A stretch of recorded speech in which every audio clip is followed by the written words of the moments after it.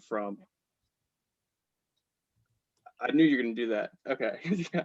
Yeah. So I think, yes, we need to. Okay. How was Hegel's relationship with his mother?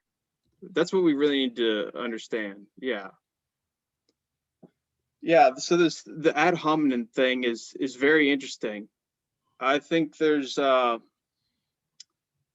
you know, you can evaluate things on, the purely sort of formal rational grounds, and I think there's definitely a reason to do that.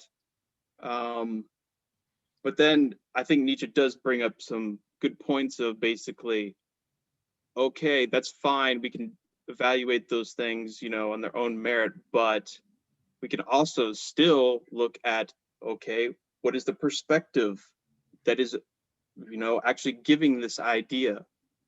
um I think that's very interesting. And Schopenhauer, he yeah, it he had a very interesting life. So he was in a wealthy merchant family, and traveled around Europe, got a very good education, very cosmopolitan. He spoke something like a ridiculous amount of languages. Um, but the thing is, he never had to actually work in his life, basically. He was, given everything to a certain extent, and even talks about this in his book, that basically when you are essentially sort of just given everything, you're left with just this soul crushing boredom. Yeah, pretty much. And I think from that, you get this almost resignation about things when, you know, well, I don't have anything else driving me to do something. I don't really, I guess I'll get a job at this university and, hold the lectures at the same time as Hegel, just out of spite, and no one will go to them, but I'll show them. I don't know. It's very much a kind of, you know, ill approach to life.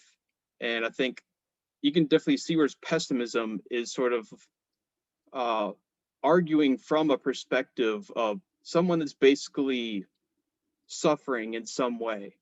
I don't think someone that is really, kind of generally happy or whatnot is going to make those arguments that Schopenhauer does for pessimism.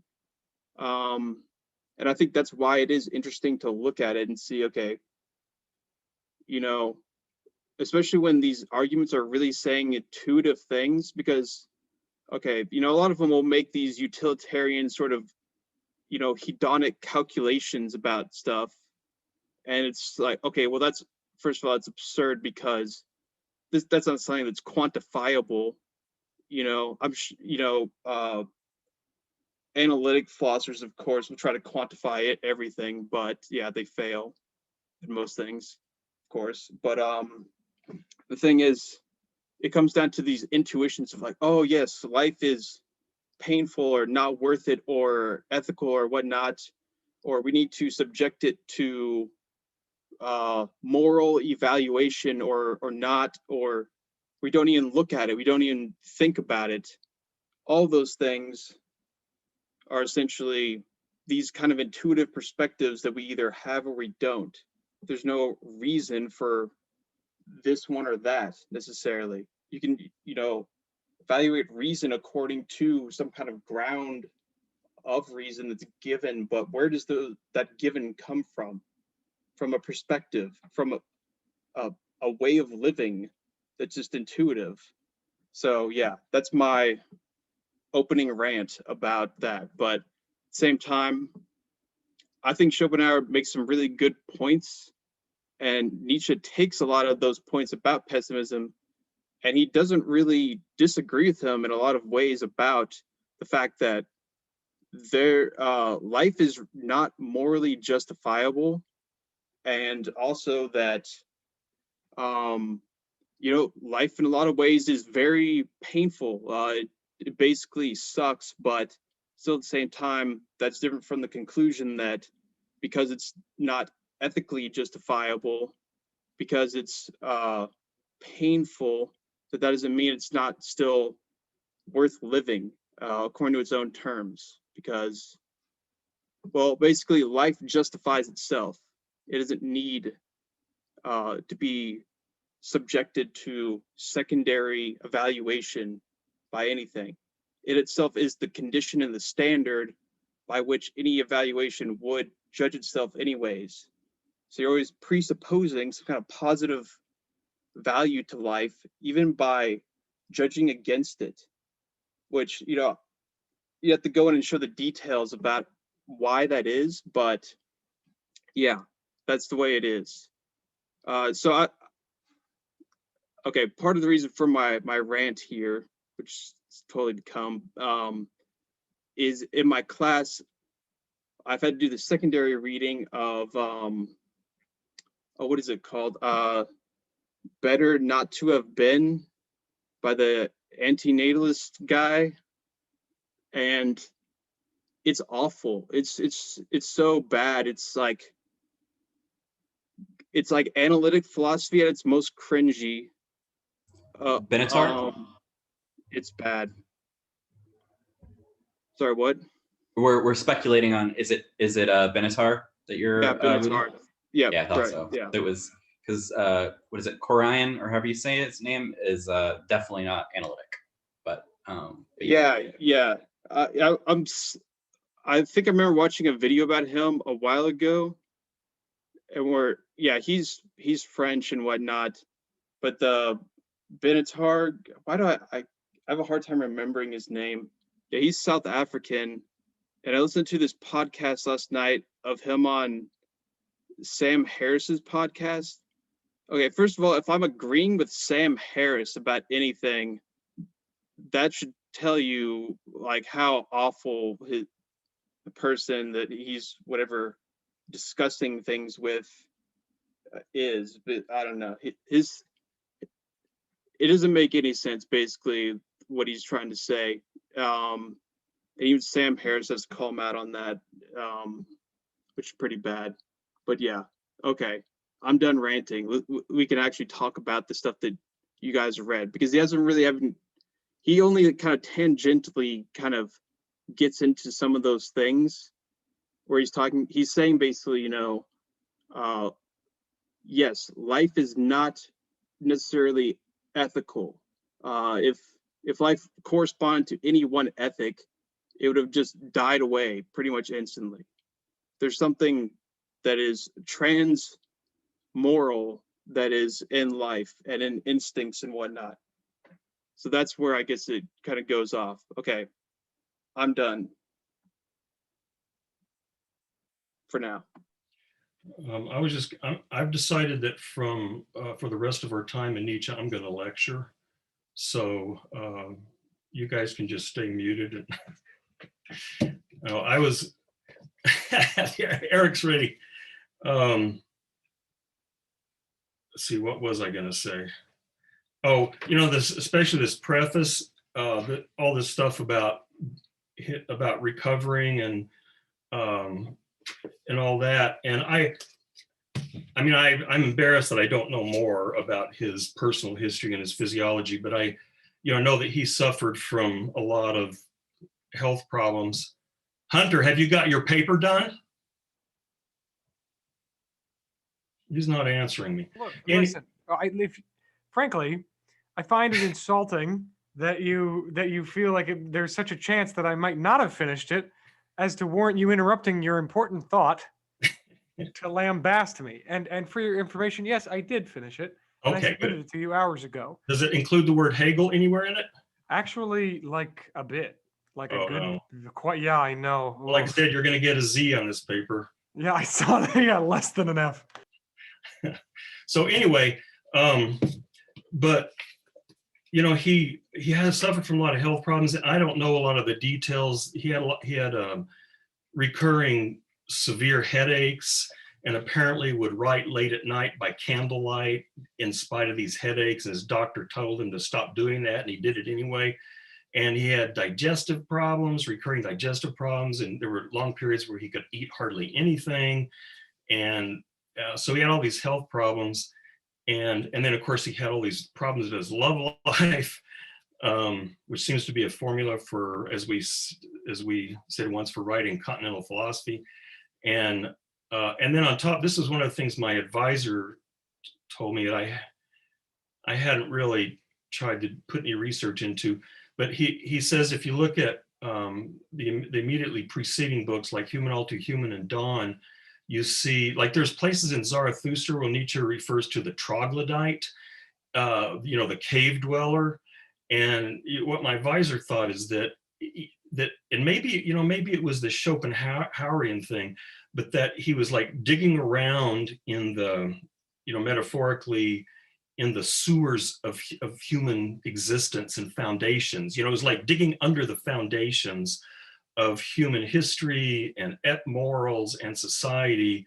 And then in some of these earlier books, you see this sort of grim, there's a lot of, like, Dawn has a lot of pretty deterministic kind of arguments in it. And so, he said that, my advisor said that on top of these physical health problems, you had these kind of, this sort of creeping nihilism that he was finding harder and harder to escape. And so then the gay science is this kind of this bursting up back into the light after having been digging around in the sewers of human existence for a while. And so I just thought that was an interesting way to think about, because a lot of the stuff he talks about in this book, most of you are familiar with most of the themes in here. There's some people still think of them as very dark, but his attitude is very positive, very affirming in this book. So anyway, I thought that was interesting. Oh, and by the way, Alkek has an ebook. I've only just skimmed a little bit of it. They have an ebook version of the 2010 biography by Julian Young called Friedrich Nietzsche, A Philosophical Biography. So I don't actually know how well that's how much of a good reputation that has relative to the 2 or 3 other biographies that are around, but that one's available free to anyone who's has a UT or a Texas State account. Yeah, I really like the preface. I think especially just kind of him talking about, what it means to kind of be a philosopher. And, I think one of the things that strikes me is that, it's kind of impossible to separate, these discussions and these books we're reading, like, from our lives as people, and their effect on us. And, it's kind of, at least in my own experience, impossible to separate those things. It's like I definitely want to live a sort of like total existence, not like with the world or anything, but just in my own sort of conception of these ideas, and that I'm actually following them. And I just get the sense that, like, there's a lot of my favorite writers end up kind of being these, like, horribly sad or at least their lives were horribly sad, but in their writing, there's this weird, like, it's not like it's different from their lives, but there's this, like, hope, and I find it a lot. I think that, like, when we were reading Borges, near the end, and it's like, look, these are, like, dark and upsetting, but, like, and I get that and I see that, but I also see this, like, this just, like, feverish, like, pursuit, that I really respect, that I don't think they, could have lived without, and I can't really live without either. But yeah, I don't know. I think that, just kind of talking about his sicknesses as sort of these conceptual, like, sicknesses of his soul and stuff like that, it's very, like, it's very relatable. I think that, at least for me, like, any bodily sort of pain or problem that I have, I can at least connect it with some sort of mental issue or thought that I'm having. And so yeah, I don't know. I think that I respect Nietzsche just if only just for that, just the fact that he's like trying to really be honest and be sort of personal, and in doing so he kind of just makes a lot of abstract, seemingly separated statements, and it's like, I think this is what he needed. He just needed to do something like this, and it, you can kind of see it as this sort of almost therapeutic thing. And obviously he wasn't like, oh, I did it, I'm good now. No more sickness. I wrote the book. It's called The Gay Science. It's all about joy. Hey, but and I think that that's just representative of kind of who he is. But yeah, I don't know. I the only other thing I've read by Nietzsche is Ecce Homo, which also has that very sort of similar kind of style of like, look, I just have to do this, and I'm like wrestling with people's conceptions of me and my own sicknesses, which are probably related to those things, and like, I don't know, but I'm just gonna keep writing. I respect that. I want to say Travis hit on something really important there, and that was Nietzsche's honesty. I want to say that Nietzsche's saying, well, when what Travis was pointing out, his favorite authors writing from a place of sickness, and Nietzsche making almost a virtue of sickness in terms of informing his perspective. I want to say one of the things that he's telling us is that our society is sick. And if we take that seriously, then Nietzsche isn't uniquely sick. He's just uniquely positioned to see it and speak of it. And I think, that kind of informs, I guess, my general view. As I was reading the preface, one of those lines that struck me is, I'll just read it out loud. Every philosophy that ranks peace above war, and if you guys know me, I'm very dedicated to the cause of peace. So I count myself as, a philosopher who ranks peace above war, right? And every ethic with a negative definition of happiness, every metaphysic and physic that knows some finale, a final state of some sort, every predominantly aesthetic or religious craving for some apart, beyond, outside, above, permits the question whether it was not illness that inspired the philosopher. And I want to say a lot of us get into philosophy precisely because we crave some apart or beyond or outside or above, something outside of this actuality, this world that we're living in. And I want to say that we do that because we recognize this world to be sick. And we have maybe this, deep inner, hope for something healthy or reconciled or something better than what this is. So I'm just kind of taking that, that notion that he kind of, described a bit in the preface and universalizing it. I want to say that's, it's true to all of us.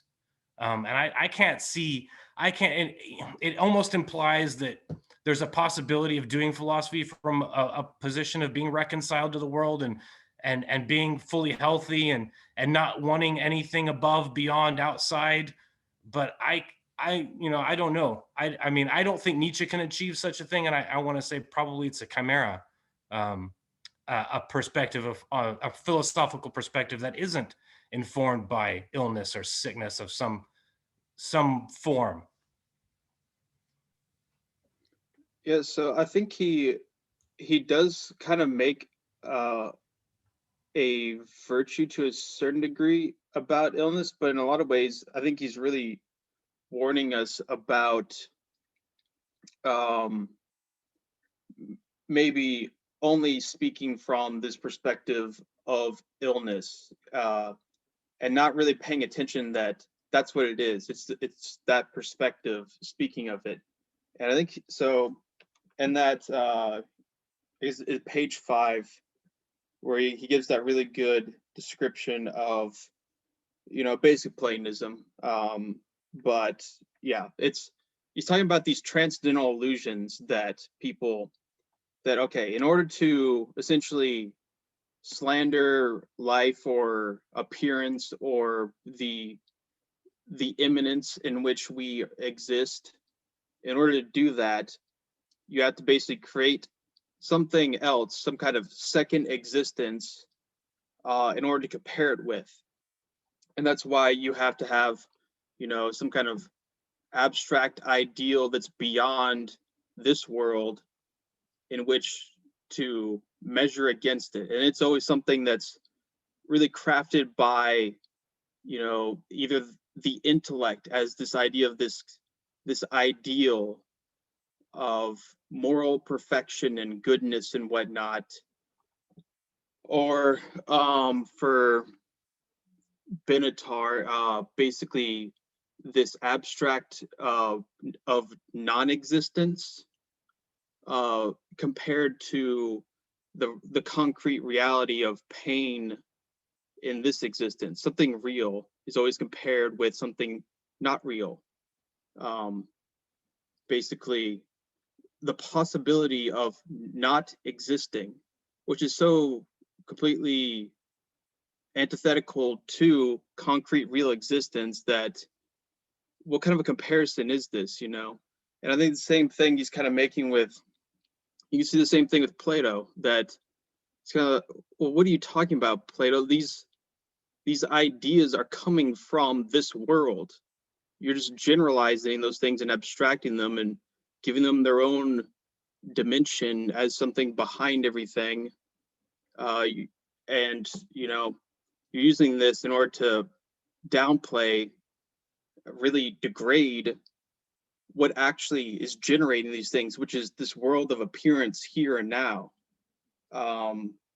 So yeah, I think that right there, I think says a lot about maybe kind of like one of the essential ideas of Nietzsche's philosophy, in my opinion, right there, is basically this idea of transcendental illusions coming in that then give ethical judgment on life. That's basically it right there, I think. And he's getting, yeah, he says it very much right there. But also what's interesting is he frames it within this question of the body, and, you know, the health of the body. So this is something, so Schopenhauer says some really interesting things about the body and about the fact, okay, so we know the will ourselves as individuals through the body. The body is the immediate object by which we know our will. And in fact, the body is the objectified form of the will. So basically, you know, you have desire, and desire becomes actually concretized in the form of your body, your anatomy.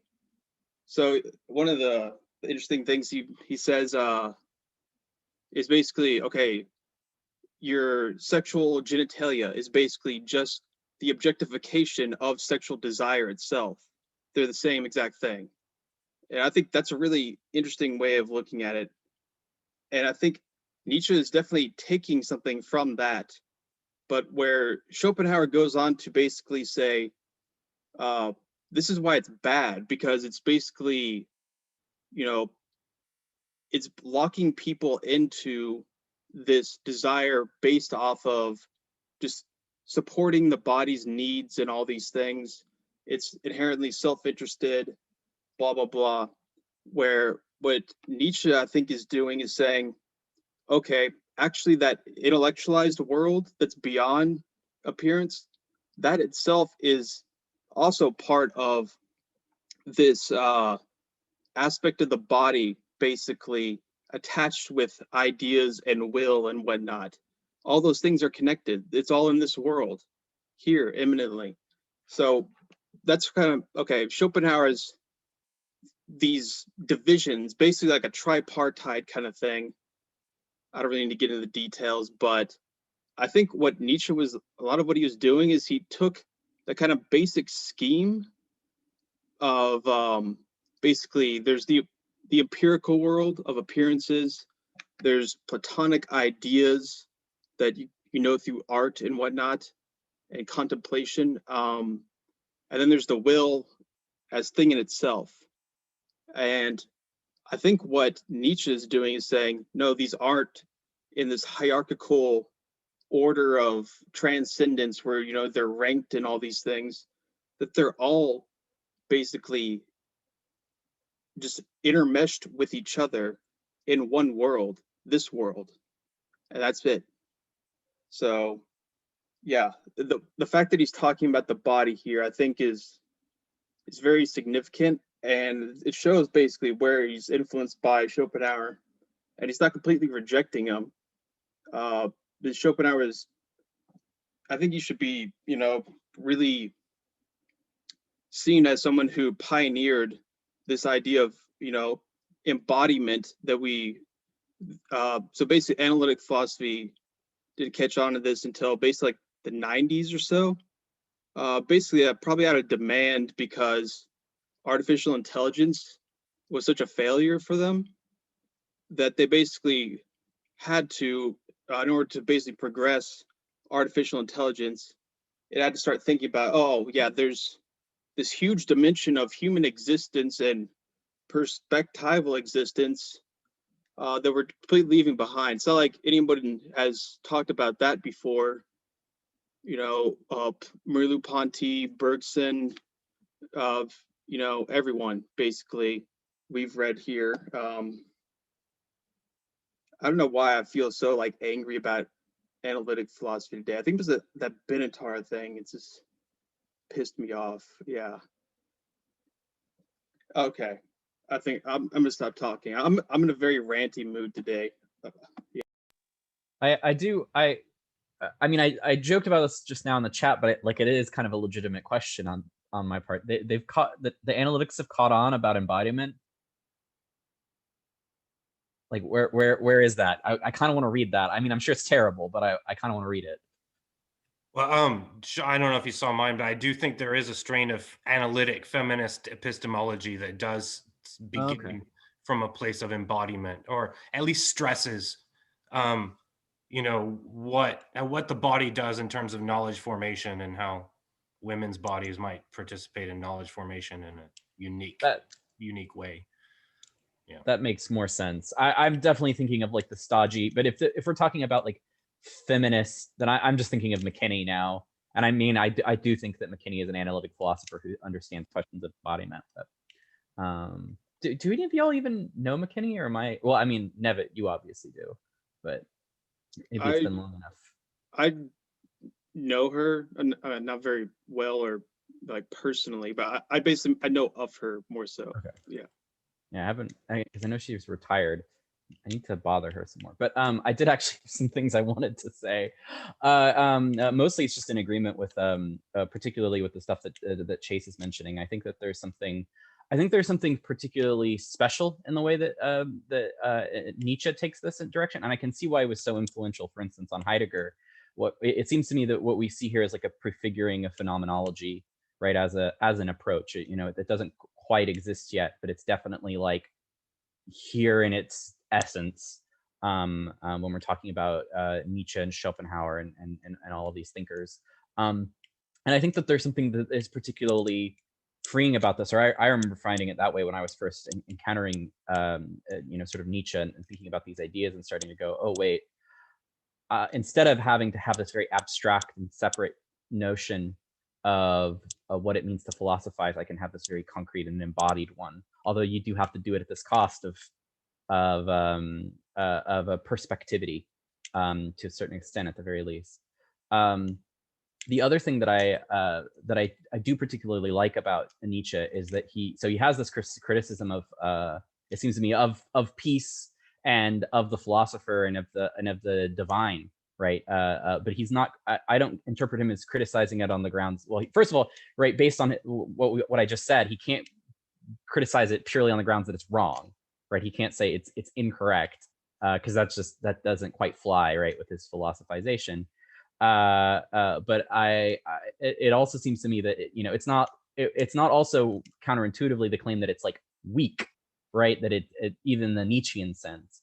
Like it seems to me what Nietzsche sort of wants to say about the philosopher and about the arguments for peace and about all of these tendencies that kind of push away from the sort of knightly nobilistic Greek conception of vitality is that it's too strong, right? It's so strong that it literally threatens life itself to think like this, to try and think too much like the philosopher is to approach a kind of nihilism, like advocate too strongly in the name of peace is to advocate for like a total cessation. And I think in the like right, despite the fact that like Eric, I think I'm my tendencies are sort of towards peace.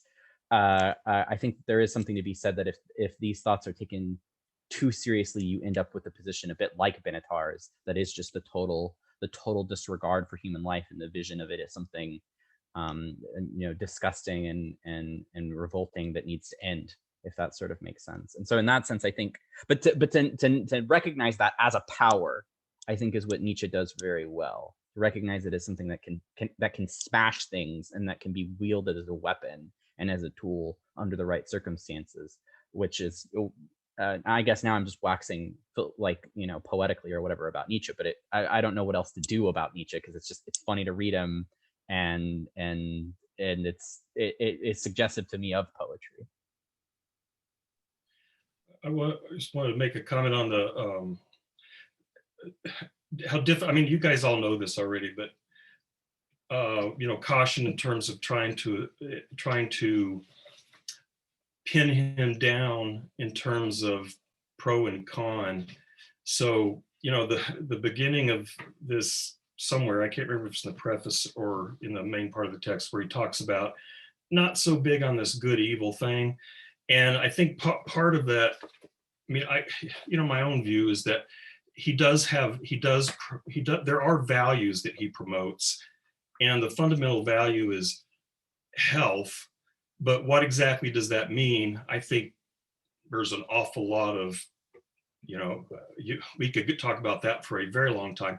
But, there's this general caution, you read Nietzsche and he makes these statements like obviously noble is good and common is bad. And obviously men are good and women are bad.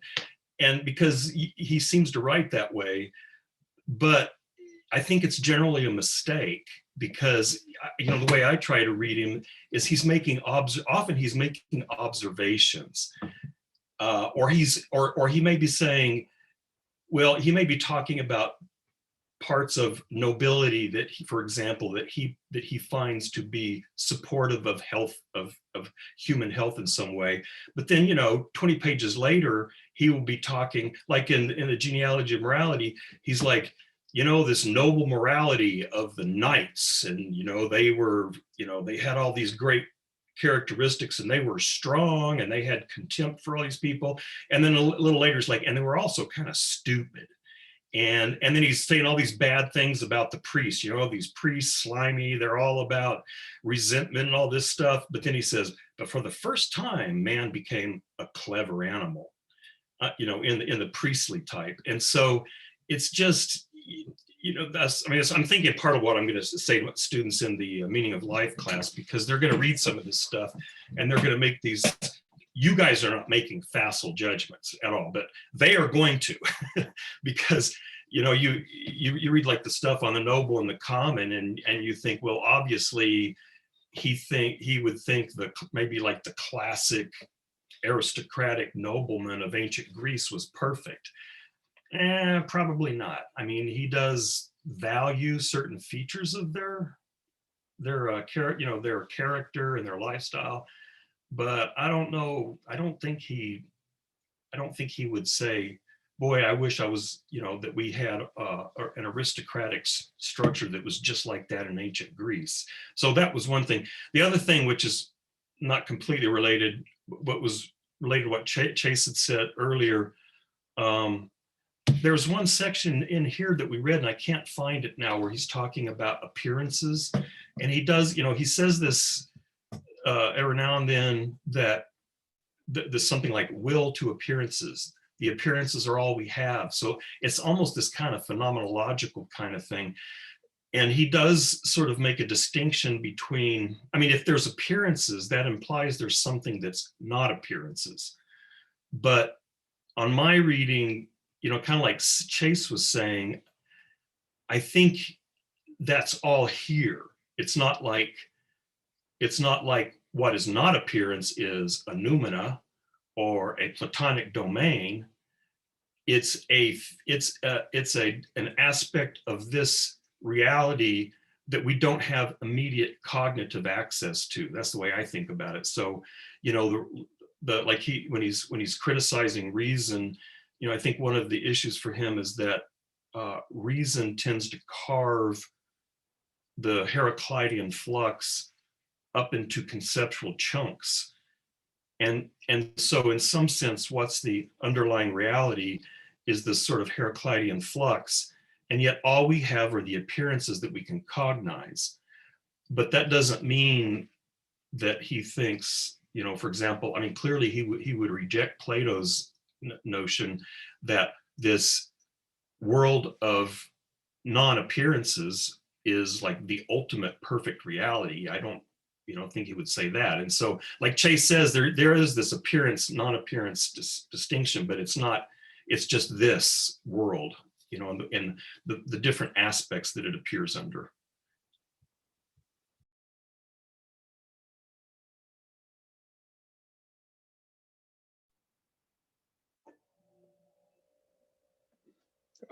Yeah, so I think a lot of good points there. So I think another thing is that, yeah, there's definitely this problem of people, especially when they're first reading Nietzsche, and, you know, for the most part, when you're reading someone, that's pretty much their voice speaking, you know, in a nonfiction work of philosophy. Usually someone's trying to argue a point. They got, you know, their premises and their conclusion and all that. And then that's basically it. They're speaking their voice. They're saying what they believe is true, and that's it. And Nietzsche is doing something very different. So Kierkegaard is similar to Nietzsche in a sense that he's, you know, creating these characters, these personae, and trying to go with that by giving these kind of intermediary perspectives. And kind of what Kierkegaard does, say, for having, you know, like this one, you know, pseudonym of this, you know, fake author. Nietzsche does in his own, you know, under his own name, but he'll do it between these different subsections. And that's where it's confusing for so many people, because, yeah. So I think that part, let me see if I can find the page, but there's some really interesting sections here where he's basically talking about what he'll eventually call his method of genealogy. And what he talks in there about is essentially this kind of way of excavating all the different perspectives, all these different, you know, historical lines of development that have really brought something to what it is. And from there, he's really, so he talks in there about this idea of, you know, so where is it? Yeah, so it's subsection 7 on page 34. And you can see here that this is basically, I know Foucault is really, he basically had some kind of, he had a revelation that led him to do what he did based off reading Nietzsche. I wonder if it was this exact section here. Because when I read this, basically talking about, you know, we need to find this history of things that actually gave color to existence. You know, basically a history to, you know, the way, okay, concepts like love, envy, conscience, good, bad, evil, punishment, these things like that, they have a sense for us in our culture, but they have a sense for us because of why, you know, because of certain reasons, contingent reasons. And what he's trying to do is really excavate those reasons for why there's a sense of, you know, what a thing is that I can say love and that has a meaning for us. And that's what he's really trying to do. And because of that, he's giving a whole bunch of these different perspectives in a lot of what he's trying to do in order to, you know, as he says, exhaust all the different perspectives. And because of that, he's not always speaking and saying just like, okay, when I write this thing, it is simply true and good and whatnot. So a lot of times, not only is he giving these different perspectives and just kind of presenting them as, you know, one side of the coin of a coin that has more than two sides. It's, you know, seemingly infinite. But then also on top of that, he's also doing something where a lot of the times it seems like he's prescribing things, but he's really actually giving descriptions of these perspectives. So it seems like, oh my God, he's just advocating, you know, evil or something like that. You realize, oh wait, he's just describing something that people do that is immoral or whatnot. He's not prescribing, he's not saying it's a good thing, he's just simply describing it. So yeah, that's basically the gist of, I think, what the biggest problems that people have when they first start reading them, and there's, you know, shocked and aghast that he's advocating these things, and you realize he's not actually advocating them. He's simply trying to present them in a way that shows their complexity. So yeah, you always have to, it's very difficult to read and exactly get the tone or not the sense of where he's coming from. And yeah, that first subsection, I think I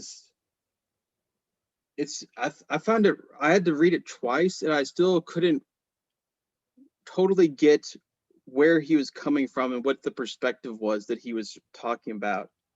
But you know, this whole thing about the corrective laughter, which reminded me a lot of Bergson's idea of laughter and humor, that it's kind of this social function that sort of opposes mechanism, and it's this kind of social force. Yeah. Yeah, Travis got that based on my recommendation. I Yeah, had to so pull a Chase there. I think that would definitely be an interesting thing to, I think they have really similar views there just on laughter, not just with the whole fact that, you know, there's a whole kind of process philosophy that also they hold in common. But yeah, this part here in this whole kind of first section, I was definitely a little confused about exactly what perspectives he's giving here, mainly because I think I'm still doing that same thing that I just said not to do, and basically see him as prescribing something, and that he's giving different descriptive ideas of contrasting perspectives basically in the same section, and he's not actually advocating either one, it seems like. But yeah, maybe I just need to be specific and talk about which ones. I need to go over it again, but yeah, I don't know. What did y'all think of that first section where he's talking about this idea of, okay, there's the teacher of the purposes of life, and he's saying that, you know, on one level that's ridiculous. These people need to come up with the reasons, you know, like arguments for life, that it doesn't need that. But then he's saying, oh, actually it does need that. Occasionally people do need that. Humans actually need reasons to live occasionally. So at one level, there's the massive laughter that drowns out people that are ridiculous enough to come up with reasons for life. But then there's also a real need for reasons of life. And so it's just complex. I'm not sure. What do you guys think of that? I just have a couple of responses. I don't really maybe have a response to the last thing you said, but I think I have the opposite problem of you, Chase. I think I read every philosopher and assume, even if they are directly prescribing something, that they're not prescribing something, and that underlying their words, they mean something entirely different than what they're trying to say. And so I think that Nietzsche is cool because it's like, you know, there are moments where it's like, oh, maybe he's trying to say something, but he always kind of ends it with like, no, I'm not really trying to say anything. You know, it's like it always kind of subverts it, and it makes me feel like, okay, well, that's the perspective I'd probably take anyway. And then one of the other things you said is about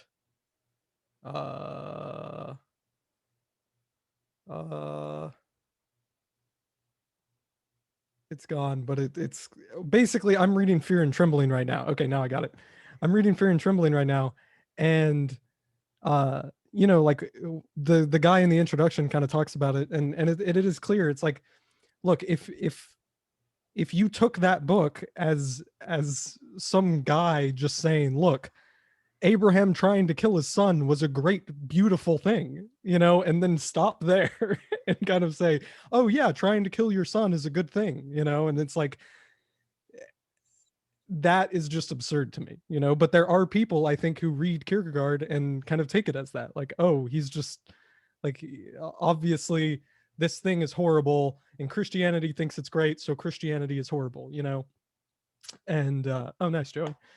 Yeah, and so I just like, for me, it's like so obvious that what he's trying to do is not just say that, you know, that like there's so many kind of underlying aspects of this of Fear and Trembling that show that it's unclear to him, you know, that he doesn't understand the story of Abraham, and all he can do is just kind of observe things about it, and in the process maybe something happens, but it's unclear, you know, and there's no way to really know whether or not he had a conclusion or yeah. But so I think that it's just interesting that you said that, because I think that, you know, like I go into Kierkegaard, I'm not really sure that I'm really interested in I'm not really sure that I'm interested in what, you know, he has to say in terms of like, you know, how to be faithful, or what faith looks like, or what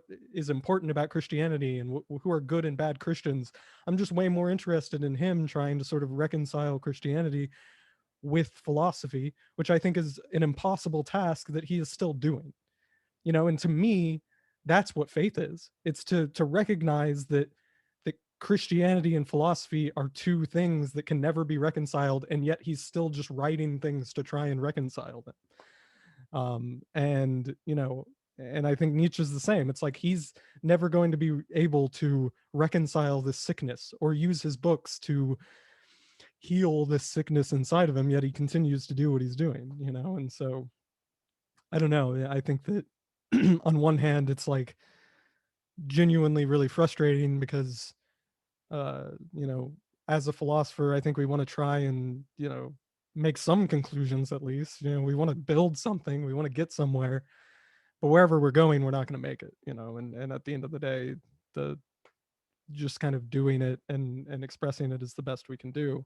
But then also being conscious of that limits our ability to want to do it. And so it's just this, you know, kind of, it's a paradox, you know, it's a contradiction. But I think that, you know, is where Nietzsche and Kierkegaard and these people that we're reading, I think they're living inside of that, and by writing these things, that's what they're doing. But you know, I think that my insecurity is that I'm going to read every philosopher on earth and have nothing to say about it. You know, that I'm not going to have any conclusions, that someone's going to be like, hey, what's that book about? And I'm like, oh, well, I like this one sentence where like he talks about like going over a bridge and friendship being sort of like that. You know. And it's like, but I have to believe that that's valuable, and you know, me kind of going back and forth and being like, I don't know, but if it's valuable, but then I still do it, and then people see it being valuable, you know, that's kind of where I am, you know. And it's not always comfortable and nice, but it's a place. I exist. I think your kitty cat's pretty comfortable. Yeah, she likes to sleep on my clothes. I'm reminded, I think in the end of the genealogy, Nietzsche talks about the, sort of this will to annihilate the will. And yet that seems obviously nihilistic, sort of obviously so. But then he says, but that's how the will was saved. And so that in willing to destroy itself, it saves itself because it's still will. And so, it's, I think, again, the sort of caution to reading things as, well, this is like, for example, laughter is always good or laughter is always bad, or the teachers of the purposes of existence are always bad or always good. They tell lies about existence, but then sometimes humanity needs lies in order not to commit suicide en masse. And so that's kind of what I see going on there, that there are large groups of people, and there are times in human history where if you don't invent some lie about the value of human existence as such, then people are just going to off themselves, or they're going to develop this kind of terminal nihilism. And I think that's frankly one of his concerns about the so-called death of God, is that the lie, the lie of God is what preserved humanity in existence through some very difficult times. And so now what happens when we lose that myth? So, so again, I think like in one sense, he's like, these people are lying to us, and we philosophers have this, we want to know the truth, and, we want to have certainty and all this kind of stuff. But on the other hand, sometimes, like he said, I can't remember again if it's in the preface or here, he's questioning the value of truth. So, which doesn't mean doesn't necessarily mean, although some people interpret Nietzsche this way, it doesn't necessarily mean that there is no such thing as truth. But questioning the value of truth suggests that he says this explicitly sometimes lies are healthier than the truth. You're better off lying to and evolutionary psychologists make a similar claim today that humanity, that we evolved all sorts of cognitive mechanisms to lie to ourselves, and to think that we're better than we are, and to think that we're better people and we have better motives. Because if we were really transparent and understood ourselves, we would just probably kill ourselves. And so sometimes it's good to have the teachers of purpose of existence around, because otherwise, society's going to go to hell. So again, it's, I do think that Nietzsche does have some values that he prefers, but I think in his view, that doesn't necessarily mean that values that he opposes don't sometimes have value in some way. What you said about evolutionary biology, was it biology or psychology?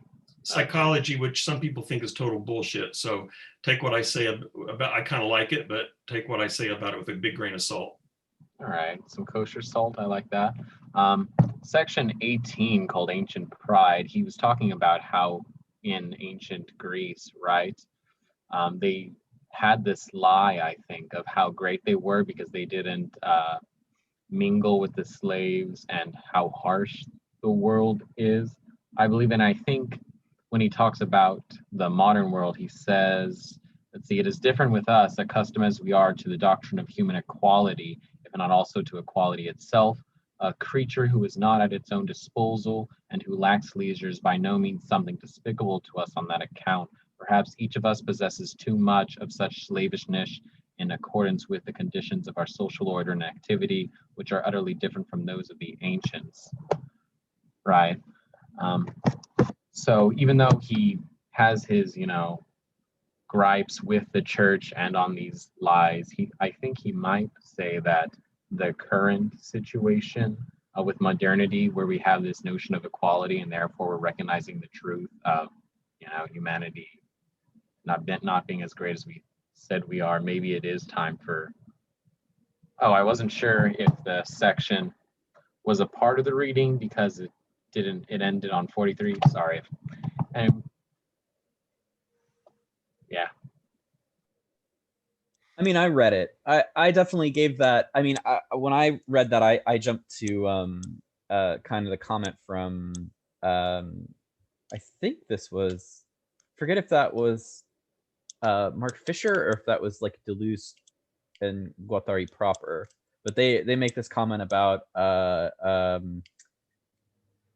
okay, in our society, you know, not only do we have to not only do workers have to listen to their bosses and do what they say, but even the bosses have to they have to obey the instructions of the market, right? So nobody's really in charge of anyone. We live in an existence of like pure slavery in the sense that even the people who are in charge aren't really in charge. They don't get to make any sort of decisions.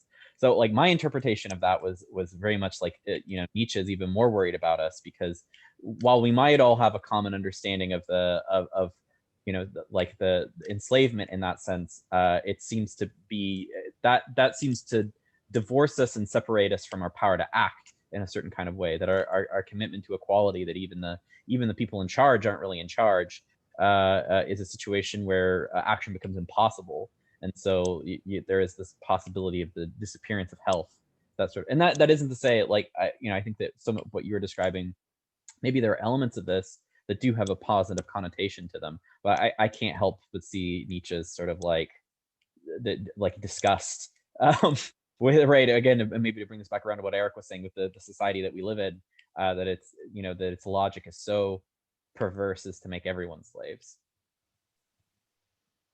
And to respond to that, I will use the section that I talked about earlier over the footbridge, because I think to me it represents kind of this, yeah, look, I'm approaching this with a sort of disgust, you know, with a, you could say, a cold jocular sarcasm, you know, but I think that, okay, cool, yeah, well, you can respond after me.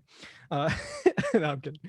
But like, you know, to me, it's like, I think that Nietzsche is very sort of cognizant of the people he's approaching and the way he wants to approach them, you know, and I feel the same way about Kierkegaard. I think that he's approaching them in a very specific way that he thinks will be effective.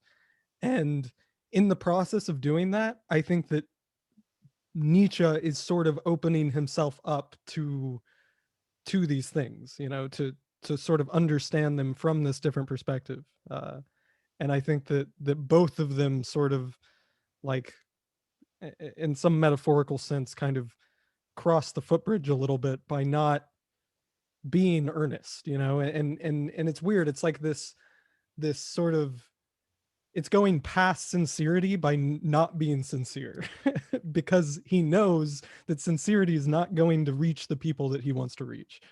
You know, that if he says, look, I just want it all to make sense, or I just, you know, it's not, the people who read it aren't going to get that and accept that, you know. And so I see that kind of a lot through sort of most philosophers, you know, is like, I'm not trying to be completely sincere here. I'm not trying to just spout out my deepest, most personal thoughts.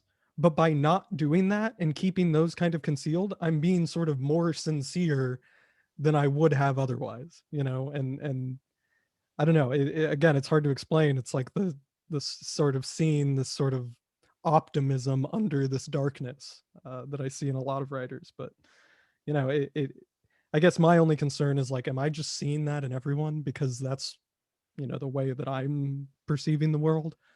And I don't want to do that, but you know, I do think that there are a lot of people who are going to read this and, you know, again, see it as this dark, you know, nihilistic thing. And I think that that's the danger, you know, that's kind of the sacrifice that he's having to make to be as honest as he wants to be, is that, look, I know people will misunderstand this, you know, and I know that an entire new form of nihilism will exist because I wrote this, you know, but you know, that's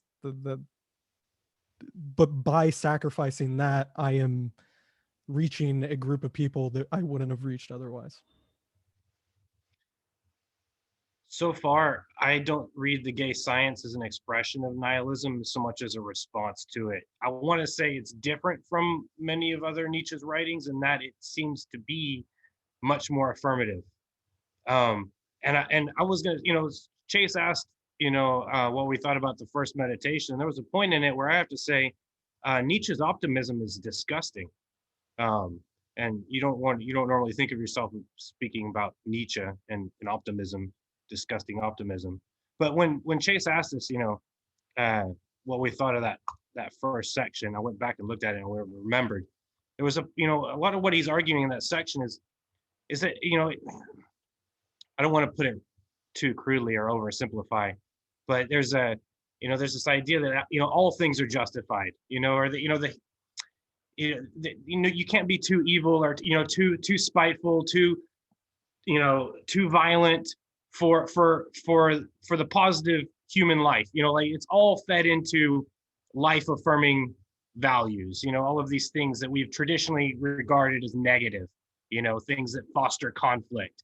And I see Nietzsche's larger point. I think a lot of these things, these can be reconciled with a larger view, where he starts, the basic view, you look at your neighbors and some are evil and some are useful. And you take a larger view and you can see that even the ones that you regarded as evil are in their way useful.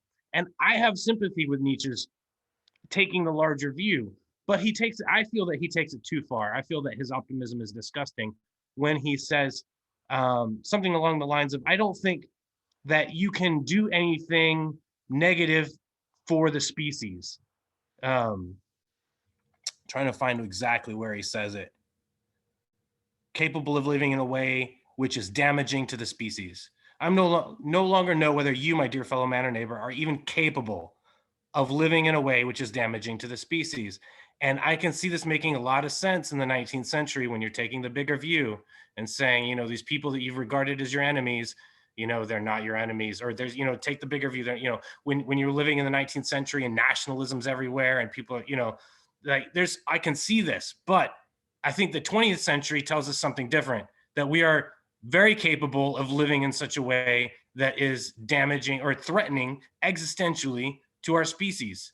We have the threat of nuclear winter and we have the threat of severe global warming. So I mean, and I don't want to read it too literally or be uncharitable towards Nietzsche, but I want to say that there, in the gay science, there's this kind of affirmative push against nihilism. And I want to say in this respect here, he oversteps a bit in saying that it's impossible to live in a way that's damaging to the species. And now I understand this up to a point, but I think when you look at what, the potential threat of nuclear winter or the potential threat of, massive loss of life because of global warming, worst case scenarios and things like that, I think you have to admit that we are capable of living in such a way that we could annihilate our species and other species on this planet.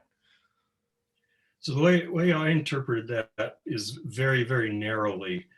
And literally, like he says, whatever else is called evil all belong to the amazing economy of the preservation of the species. And I take him to mean that like literally and in evolutionary terms. And so apparently he did not read Darwin, but he read people who wrote about Darwin, some of whom wrote incorrectly about Darwin. So some of his views of Darwin are a little wrong, but I think he's thinking in these sort of Darwinian terms, in terms of evolution, that whatever survives is either neutral or in some way, aims to preserve the species. And I think he's just making that observation that even the sorts of, if there are these sort of persistent behaviors and attitudes in the human species, they probably are, well, he says they are, I mean, I would say probably they're persisting because they do have either the effect of not contributing to the destruction of the species or more positively contributing to its preservation. I think, my response to your criticism, if you take it like the Holocaust and nuclear weapons and that sort of thing, is that what Nietzsche may have not envisioned. So I think he still may be right. But what he may not have envisioned is the power of technology that takes those what appear to be destructive impulses, but in the long term, in his view, actually are, protective of the species. When you equip those kinds of drives and instincts with things like nuclear weapons and technologies that can produce tons of carbon, an hour, and these sort of things, then they can literally take the species down. I don't think he interpreted that, he anticipated that we could ever acquire that degree of power over the environment and over our future. But so I just interpret, again, very narrowly as saying that's kind of what evolution does, is it? And the other thing, and this I'm not sure about, there are, I can't remember what book, but where he actually argues against preservation of the species as the primary drive for humanity and shifts to the will to power. And he does have that section in here on the feeling of power. So what I don't know is, when he wrote that section we're talking about, was this before he had thought of the will to power as the sort of primary human drive?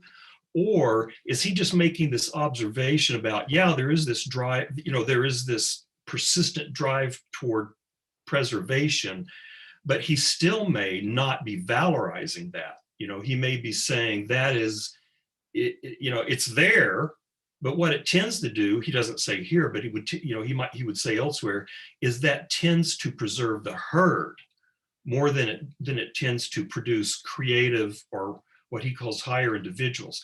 So I don't know here if he's, I think of him as just making an observation that, this is kind of the way evolution works.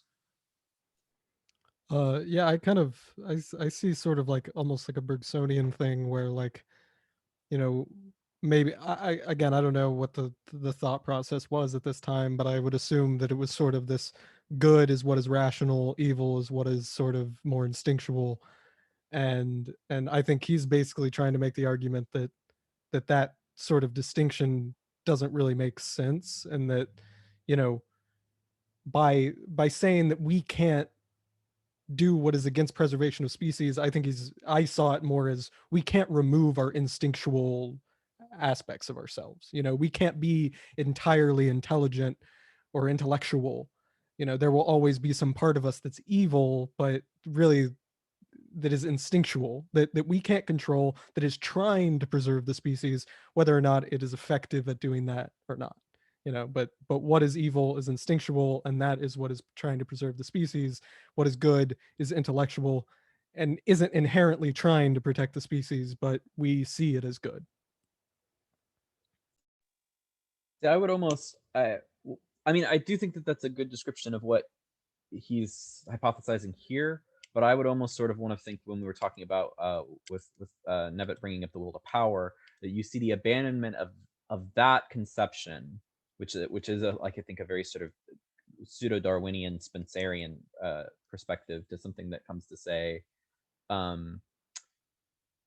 not even just that it's about maintaining the herd, because I think that the herd is a specific kind of human existence that came about for reasons and might not always fulfill those reasons, but almost in a kind of Spinozan conception of, like, nature is a series of forces or drives, which, if you find examples of them, then there must be processes that can bring those things about and sustain them.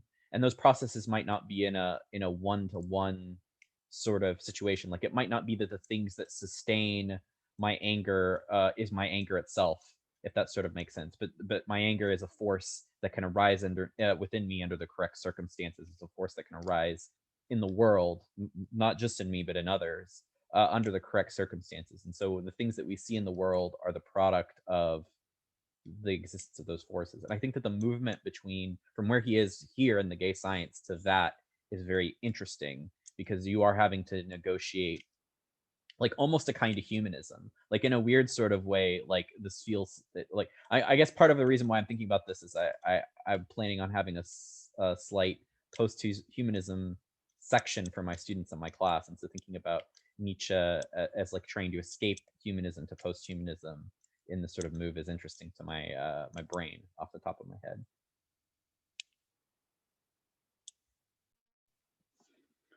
Yeah, I think what he's doing is kind of, so Schopenhauer's idea was that the will for life is the will to life is basically its own self-continuation. And I think he's thinking along those lines, along that perspective in this book. And he does have almost kind of a sort of, initial sort of proto explanation of the will to power, in the sense that he's talking about it as power. I mean, you can see that in his earlier works, but you can especially see it here. Example is the whole thing about love is basically, these are actually power games, going on. So it's kind of interesting because he kind of has this idea, okay, there's the will to life, but then there's also the essentially like a will to power behind things. But he basically didn't seem to like connect those yet. And then it seemed like later on he will explicitly connect those, and it'll become the will to power. But yeah, here I think he's still going along with essentially Schopenhauer's idea, I think. Even though the thing is, so Schopenhauer was, I think he died the year, I think I remember my professor saying this, that he died the year that The Origin of Species was published, I think. So he was pre-Darwinian, and you can see a lot of that, and it's probably why he was also kind of a Platonist, because he didn't know about Darwin. But then I think Nietzsche is definitely taking a lot of those ideas that really, so Schopenhauer, in a lot of ways, he really did kind of, was prescient about evolution, and especially in the sense of, the will to life and whatnot. And you still see this in something like systems theory in biology, where they have this same kind of idea that, okay, there needs to be some kind of, self-organizing kind of thing in order for life to exist. What is that? I think, at least I got this from Schopenhauer's, it's actually this desire. That's what the will is.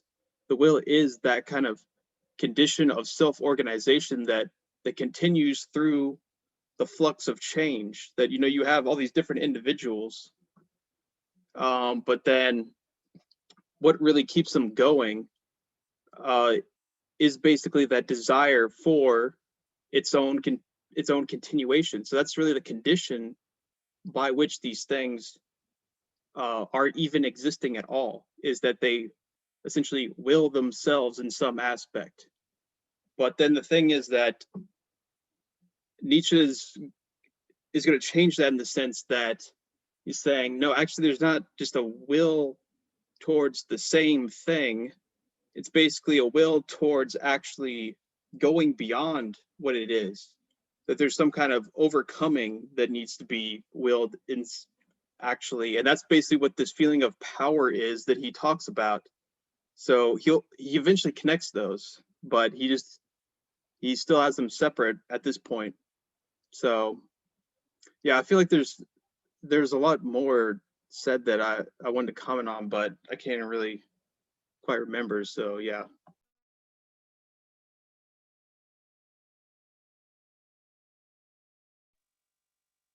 If other people aren't gonna say things, I did want to tie back around to the I guess so both Chase and Travis have talked about their sort of different approaches to interpreting philosophers and trying to understand what it exactly that is that they're saying.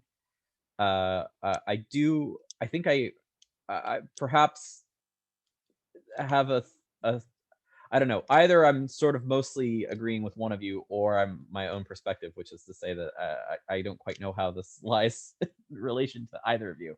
But my temptation is always to like try to read a philosopher as though they are making a prescription, but to always do so in this way. So there's a quote, I don't even know who said it, but they sort of said it about Heidegger's philosophy, and their comment was, you can utilize Heidegger's philosophy to do things that Heidegger never imagined, nor would he approve of. And I really took that to heart. I thought that that was an interesting sort of like recognition, was to say that, okay, well, if I take these philosophers seriously, and I think that I take what they're suggesting as like a possible way to do things, that doesn't necessarily mean I have to take it seriously as a suggestion. Like, it doesn't have to, I don't have to sit there and go, oh, I think they might be right about this. And I see Nietzsche as sort of embracing this in this way, that he just slings out prescriptions. He just whips them out and lets them go in all sorts of different sorts of directions. But the reason why he does it is because you can kind of start to operate on them, and you can kind of start to make them interact with each other and counter each other, and like become suggestive of other sort of possibilities. And I think that that's like, I always found a lot of resonance between that and actually like teaching philosophy. Like, I really do not like utilitarianism. It just ticks me off. And I teach it every semester, and I teach it happily. I'm excited to teach people about utilitarianism, and part of my reaction to it is basically just to go, okay, well, now that I've like formalized this, now that I've expressed this to you in a way that you can understand, now I can criticize it, right? Like, now that I've my students have just sort of been assuming utilitarianism. They don't even have a word for it. They don't know that what they're assuming is a perspective. And so I see Nietzsche making use of that as a technique. And my feeling, and I guess this goes back to some of the things I said about Kierkegaard, in terms of my comments that I thought the philosopher was the person in demonic despair, right? This might not connect up exactly, but my feeling is that a philosopher is really a person who is capable of doing that, of this like sort of mercenary attitude with ideas, where you are willing to enact them, to sling them around, to articulate them, totally divorced from your legitimate belief in their truth. And it's very confusing to students. It's hilarious to me how often students, for instance, will read philosophers, just like an analytic philosopher, barefacedly present the argument of their opponent, and then interpret that person as embracing that position. And it's so funny to me every time, and I have to go, well, didn't it's specifically the philosopher I'm thinking of is Judith Jarvis Thompson in The Defense of Abortion. And right at the beginning, she presents the pro-life argument, and then every single student that every single semester, I've always had like a third to half of my students go, oh wait, I thought that A Defense of Abortion, which is literally the title of the paper, was arguing against abortion. And it's so hilarious to me.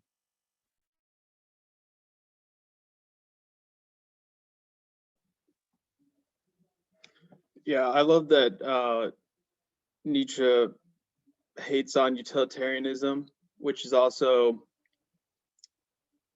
so Benadar, is that his name? Why can I not? It's like my brain refuses to acknowledge the name. I think it's David Benatar, if you want to go with Benatar. Yeah. Have you read Tanzio? No. I think he's Swedish. So he makes the exact opposite argument, that we're morally obligated to have as many children as possible, and is from a utilitarian perspective. And it is really fun to pair those two together and have students read both of them. That is a good time, in my opinion. Can you write that name down in the chat?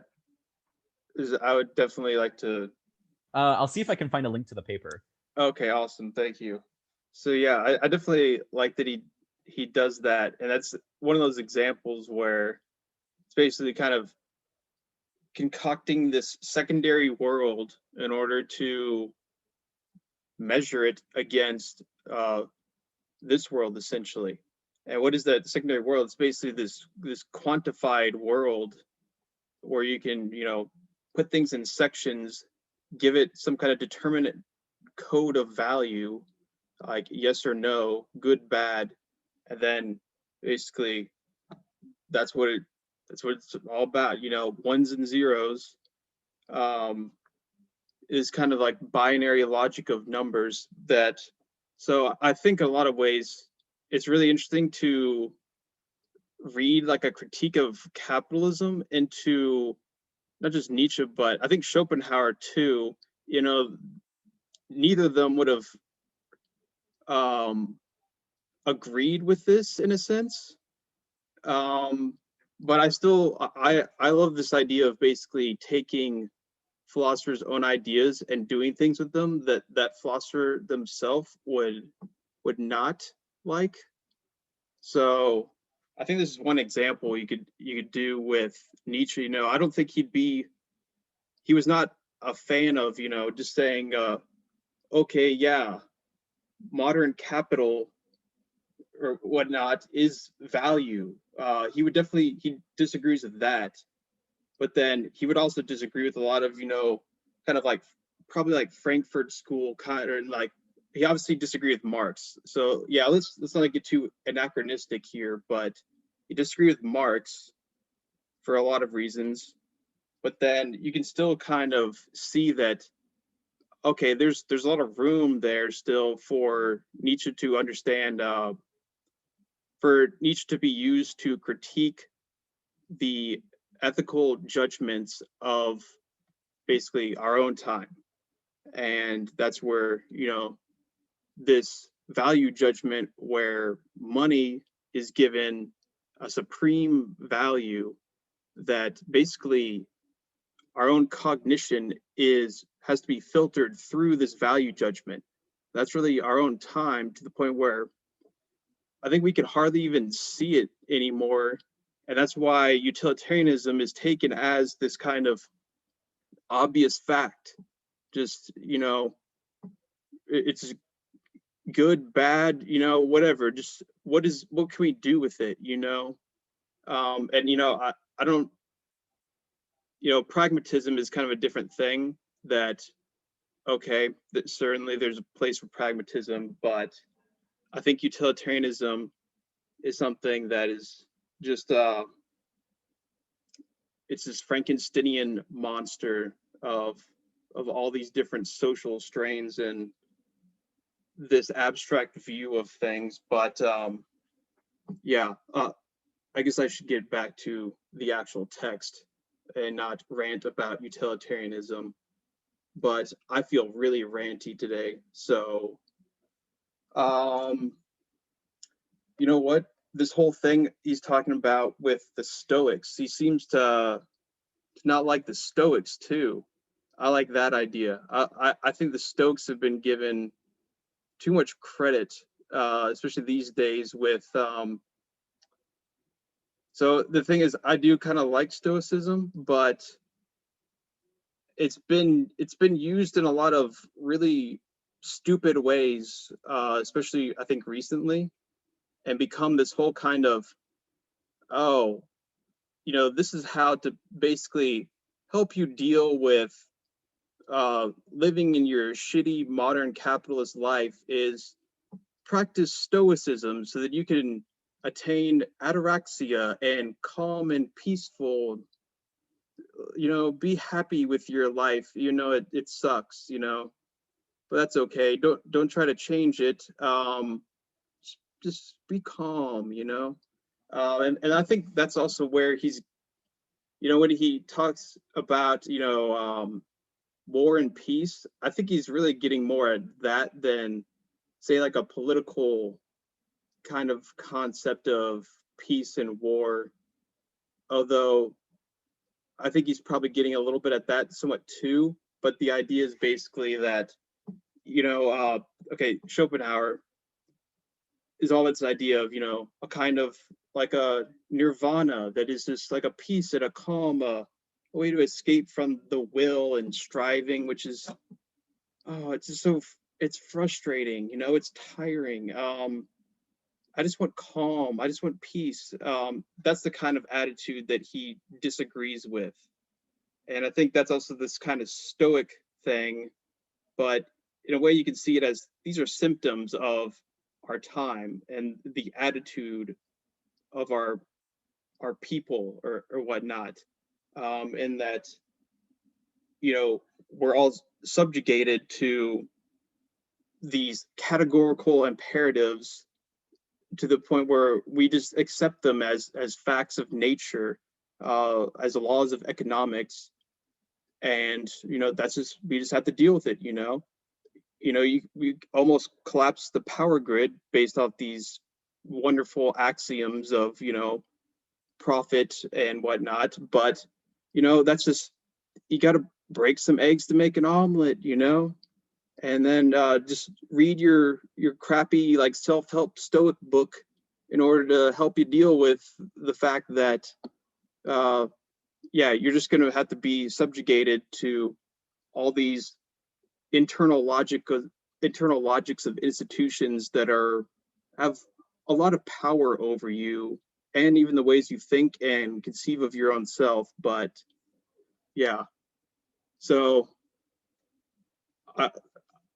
I'm totally affirming just the fact that I love rants, and this is my outlet for that, because I don't have that.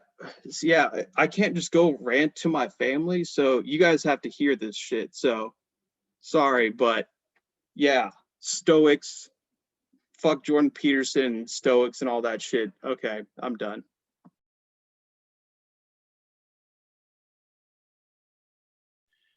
So this is sort of a non sequitur, sorry, but there's some place in the gay science, I don't remember where, and I'm thinking of the Kaufman translation, because that's the one I'm actually more familiar with.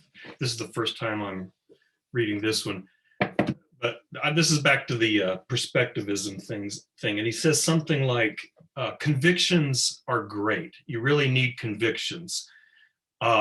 You need different convictions at different times and in different situations, but you need convictions sometimes. And so, you know, it's like convictions are good in the sense that it sort of can harness your power. But then he also suggests that maybe at some time you want some certain convictions and other times you want other convictions. And so again, you know, this sort of perspectivism things really complicates trying to figure out what the hell he's talking about. And you know, there's some things, like it seems to me that when he talks about higher individuals and uses that kind of language, that he's usually, I can't think of a case where he is not approving of what it means to be a higher individual. So that's one of those few cases where it seems to me that's an unambiguous positive value for him. But there's just a lot of things, you know, that you assume, you know, like, well, then again, like the no one's good. Well, not always, you know, or the common is bad. Well, not always. So I don't know why I brought that in. I guess I had this thing sitting in my head about the convictions are good as long as you're willing to shift them from time to time. Of course, then that, you know, that, anyway, that just makes all sorts of stuff complicated.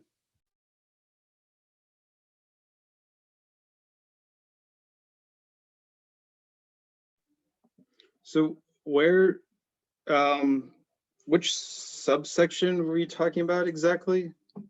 It's not in this week's reading, and I'm just recalling from no, it's somewhere later. I'll try to find my Kaufman translation, see if I can find it, but it's somewhere later in the genealogy where he says something like that. Of course, I could be completely misremembering.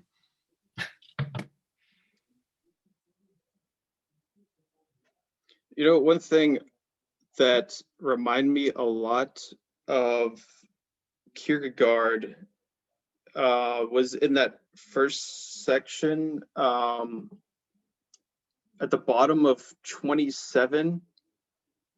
So this goes back to the whole laughter thing. It seems like, so he says, to laugh at oneself as one would have to laugh in order to laugh from the whole truth. For that, not even the best have had enough sense of truth, and the most gifted have had far too little genius. So before he's talking about,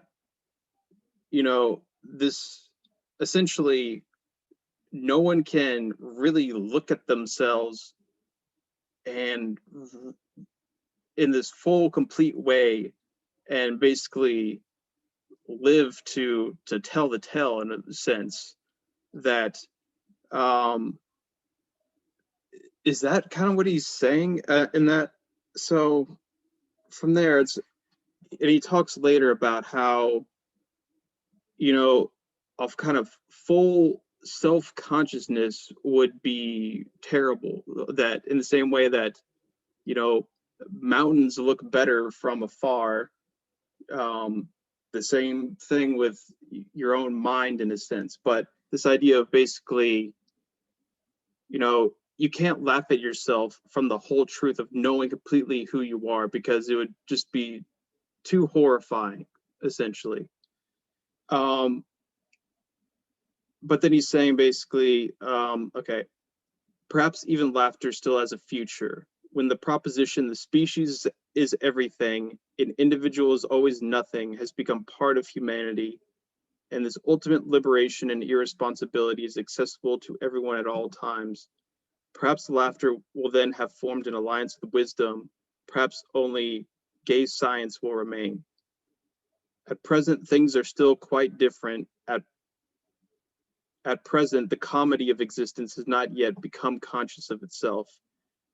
At present, we still live in the age of tragedy, in the age of moralities and religions. So I think that last part about comedies and tragedies is actually a reference to Schopenhauer, but that's kind of beside the point. But really, the thing is this idea of self-consciousness or whatnot. So Kierkegaard had this idea of like the criterion of the consciousness of the self through God. That before God, it's almost impossible to look at yourself, and this you are automatically essentially in this state of harm and lack, and just because you can never compare to God. It's this impossible criterion, and it's basically that you can never look at. You can never really be judged except in a way that's really diminishing to the self. But then that's the cause of this, of the actual consciousness of the self. That is maybe the self itself for Kierkegaard in a sense. But then Nietzsche seems to have something kind of like that also deals with this idea of the way that they're kind of presenting Hegel, which I agree is probably not an accurate idea about Hegel, but anyways, that the species is everything and individual is always nothing. So that obviously that's Kierkegaard's kind of gripe at Hegel. But then I have a hard time understanding exactly what Nietzsche is saying in regards to that. Also with this idea of the self unable to really fully cognize itself and laugh at itself and to understand its own comedy, I guess. And so I guess, okay, then the later part of that where he says, we have not become conscious of ourselves yet as the comedy of existence. We still live in the age of tragedy. Okay, so Schopenhauer says on page 343 of The World is World Representation that life is both a comedy and a tragedy. That it's a comedy and it's day-to-day stuff that we're these ridiculous characters, but then judged as a whole, it's this awful tragedy. And the thing is, we don't have the dignity of being tragic characters. We're these ridiculous comedic characters, yet we live a tragedy of suffering. So that's Schopenhauer's idea. But then I think what he's saying is something like, okay, we haven't yet become aware of the total comedy of this, that actually the comedy kind of overtakes the tragic aspect in the sense of giving that lightness to being, of that innocence. We still live in the age of tragedy and moralities and religion. But then, so is that age of comedy, would that be like the full consciousness that is able to laugh at itself and with that sense of truth and genius and whatnot? Or I'm basically confused about that. So hopefully that made some sense. There's probably a few twists and turns there. Yeah.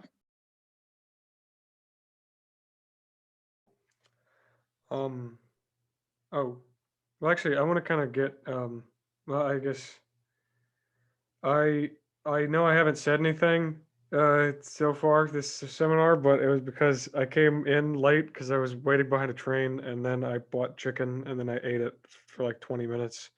And then I spent the next 30 minutes kind of digesting that chicken while silently thinking and listening to you guys. And now I'm here. I'm here to get the last word in. No, I just, by the way, I hope I'm coming in clearly and that I don't sound like a robot or like anything. I hope I'm good. Because my computer's kind of looking weird. Just to get to my point as quickly as possible. I think that this notion of the era of the comedy of existence, right, that Nietzsche is describing as having not really come into being yet. I think that basically there were a lot of points in this reading where I saw a Hegelian idea put forward, or an idea that really strongly reminded me of Hegel, or really kind of it made me think of something that I read or heard from Hegel or Hegel scholars, and I put it down, and there were like 7 or 8 or 9 different moments throughout this section alone that I was like really strongly reminded of Hegel, like, and this was one of those sections. This was one of those moments in the comedy thing, the comedy of existence being this sort of this feature or this character of reality that I think for Nietzsche, he would say it's something that has appeared or begun or come into being, but is not fully emerged. Sort of like when he talks later about how within each one of us is a garden and secret plantings, as if there is a volcano within us approaching eruption. And when they will erupt, no one knows, not even God.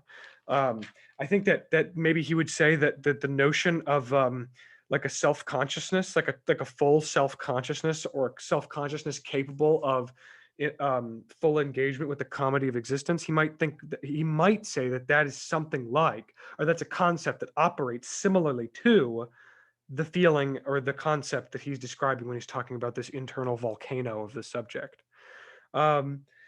So I think that going forward with that comedy of existence thing, it reminded me very heavily of when Hegel argued that the world is ironic, that there is an ironic character not only to our symbols and to our experience and to our language, but to the world itself. To displace irony from the subject looking at the object of knowledge, right? This ironic knowing, or this not knowing, this not complete knowing. Transposing that not knowing onto the object of knowledge itself, or to transpose the comedy into the object of comedy itself. All teachers of purpose of life are eventually ridiculed. That's like the next thing that Nietzsche says in this section. He says that all the teachers of the purpose of life are eventually they kind of fall to laughter, or they become kind of this point to laugh at and with and about.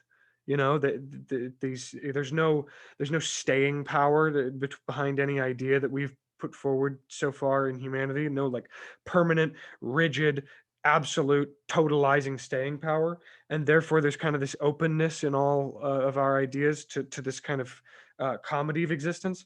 And I think that's very similar. Like, once again, another Hegelian idea: the self-effacement of the author. You know, I mean, Hegel is the one who's positioning himself as the teacher, but at the same time is like doing that in order to kind of be self-deprecating and self-effacing, and to end the game of his era, and to kind of clean the epistemological room of like, I guess, social consciousness of all of the remnants of his era and of himself, self-effacement in that sort of sense. And then Nietzsche goes on to talk about how new teachers breed a need for more of such teachers and teachings of a purpose. And man as an animal needs a periodic trust in life, or a need of a purpose or a reason in life. And I think that this is coming back to a like the way that I conceptualize this is I go to that section 18 that you didn't do, Chase. That was about antiquity. And I read that chapter as I actually wait, no, I think yeah, no, it wasn't the antiquity. The antiquity chapter, the antiquity section talked about the interpolation of certain individuals as slaves. But there was a different section that actually you did read, Chase, where there was another kind of it was back in the preface when they was talking about philosophers as artists. I think that, and it's actually like right before, if you go from the preface straight to the part that we were supposed to read and you just skip all the rhymes, it's like one after the other. You know, that whole section about comedy that I just mentioned, that's very Hegelian. There was a section right before that was extremely Hegelian as well. And it was talking about the philosopher as the artist. And he mentioned that the Greeks adored the Olympus of appearances, right? And we talked about that kind of throughout this seminar. And he said that we are like them in our forms, in our tones, and in our words, and in our use of those forms, tones, and words, and the sort of utility of those forms, tones, and words. And the meaning of those forms, tones, and words as being aspects of appearance, as parts of the Olympus of appearance, but as being these sort of liberating elements that connect us to something like the thing in appearance that is opposed to appearance, the suprasensible. And a lot of people, I don't know if this is necessarily true. I'm kind of skeptical about this, but I'm very interested in some arguments that I've heard that there's like an implicit lesson in Plato that the suprasensible is this thing within appearance that is the part of appearance that is supposed to stand in opposition to appearance. And therefore essence is a part of appearance, but it's not that everything is just appearance and therefore everything is random contingent bullshit. That would be a victory for sophistry and for relativism. But it's that essence is the thing opposed to appearance that is inscribed onto the flesh of appearance as such. And I think that in that sense, basically appearance is the root to non-apparent things, or the thing beyond appearance. The sensible is the root to the suprasensible. Okay, and Chase, this is what we were talking about we had a little group chat talk about like structuralism versus post-structuralism. It's like what Zizek is getting at when he says like there's a reason to believe that one can actually it was Zizek. It was Zizek in and here I'm going to do your favorite bit. Whoa, here's a book I'm reading, Sex and the Failed Absolute. There's a section that I could just send to you where he makes this argument that Plato has this relationship, this conception of the suprasensible as this thing etched into appearance. And yeah, I agree, Sean. Actually, I think Sean might be the closest to what I'm thinking, like kind of my feelings on it, which is that like maybe that that interpretation of Plato isn't necessarily wrong, but Plato would not put it that way at all.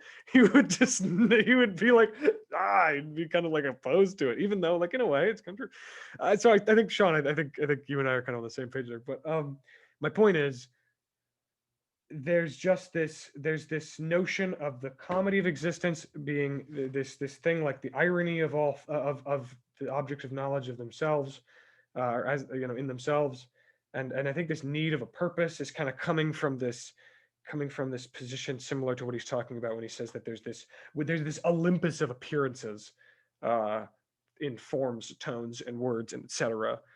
And our position as these artists, you know, and like artists have to make a painting out of paint, you know, which in a way it's just sort of like an assemblage of pre-existing materials, you know what I mean? It's not like a totally like I didn't like kind of go like this and then materialize a piece of art that's never been seen before or ever or possibly thought, you know what I mean? Like I think, I don't know, I saw a lot of really cool, interesting things like that in this section, and it connected to Hegel in a way that I feel really did not. I was really ready for Nietzsche to be like, Hegel sucks and he's stupid and you know, a big bully, but I did not get that. Well, that's what a true Hegelian would say. Yeah.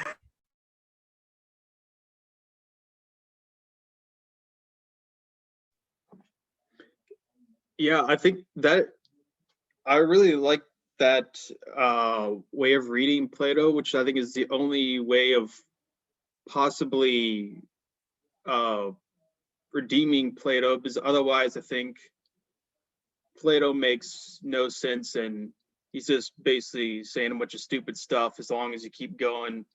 If there's no way of really kind of coming back to appearances and making sense of them,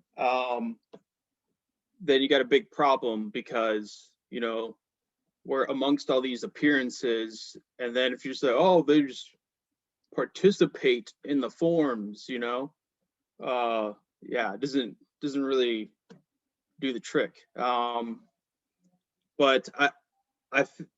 I in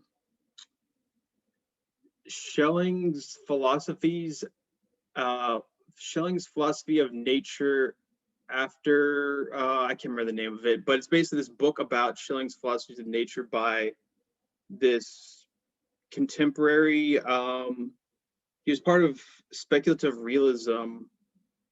I can't remember his name. I can't remember what it is, but no, it's not there. It's right on the tip of my tongue. Okay, anyways, this guy, he talks about Plato's I think like esoteric or inner teaching. Basically, you know, Plato said there's things that, you know, writing has all these problems with it, you know, and you know, anyone can pick up a book and say, oh, I see, I'm trying to understand, but that's not the same as having actual conversation with someone and really seeing that they understand. So I can write down my ideas, someone can read them, completely misinterpret them, and that's kind of Plato's thing, is saying, okay, that's why some things are so important that basically they shouldn't even be written down. Instead, they have to be taught face to face so that you know the person doesn't misunderstand them. And some people believe that that's his esoteric teaching was something like that.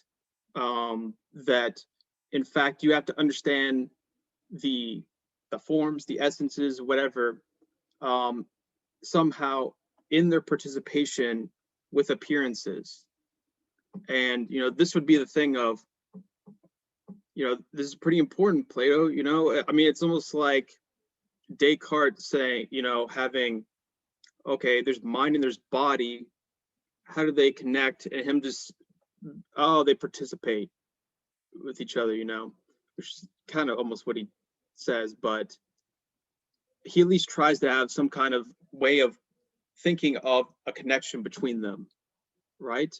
And I think Plato, basically, that was his thing, is he was trying to find some kind of connection with them ultimately. And I think this would also go along with what Nietzsche is, you know, by the exoteric interpretation of Plato, according to the way that most people would know him and whatnot, he's saying that, you know, there's a difference between appearances and these forms, essences, ideas, eidos. But then Nietzsche is going against that by saying that appearances are what we need to focus on, and appearances are basically the path to understanding those essences, that through something dynamically becoming and its appearances and its multiplicity, through those lines, through time, that's how we really get to understand its individuated essence.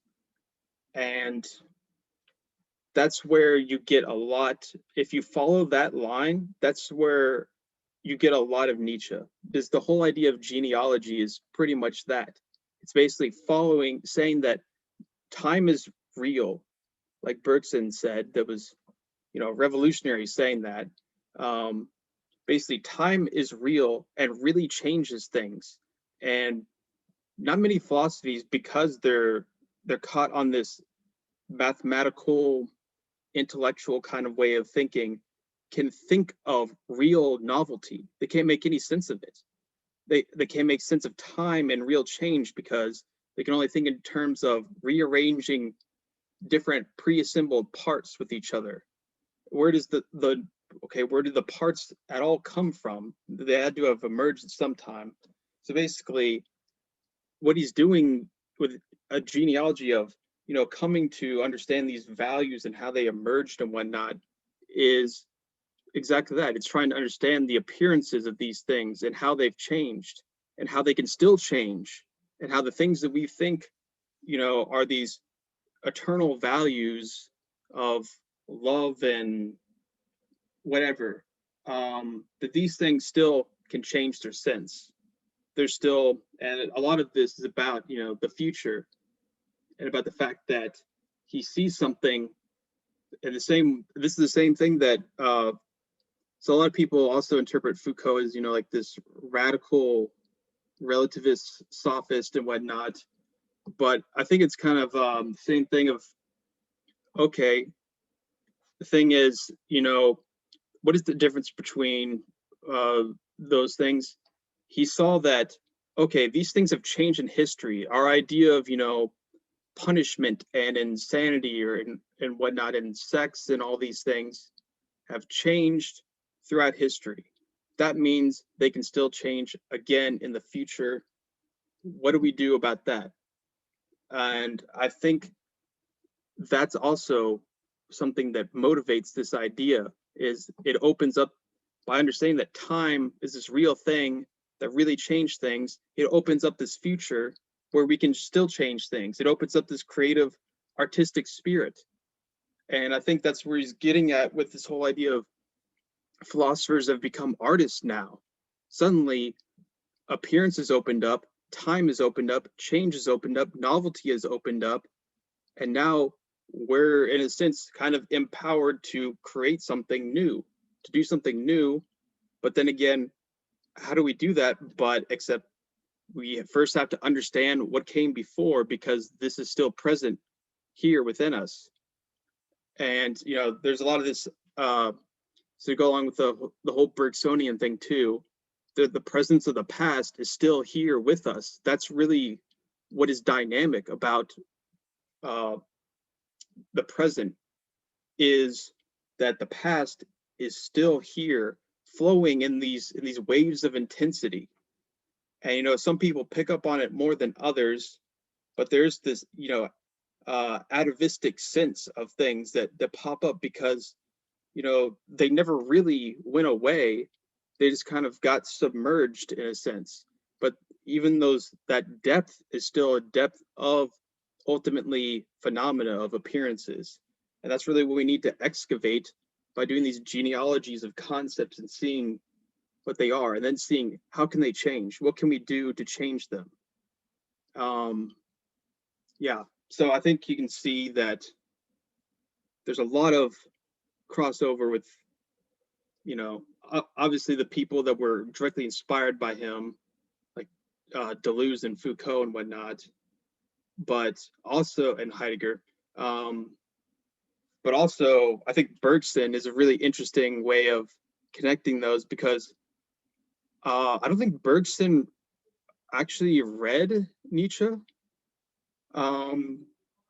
because he was nice. He was Jewish and French and a nice guy, and at that time, nice Jewish French guys didn't read Nietzsche. And then there's the Nazis and all that, and yeah, I think we know how that ended. But it's an interesting connection. Okay, so anyways, I'll just see what you guys think of that, in the sense of time suddenly opens things up, I think. And that's really what he's getting at, this whole appearance becoming thing. Where he doesn't mention the becoming specifically, but that's implicit with the idea of these appearances and whatnot.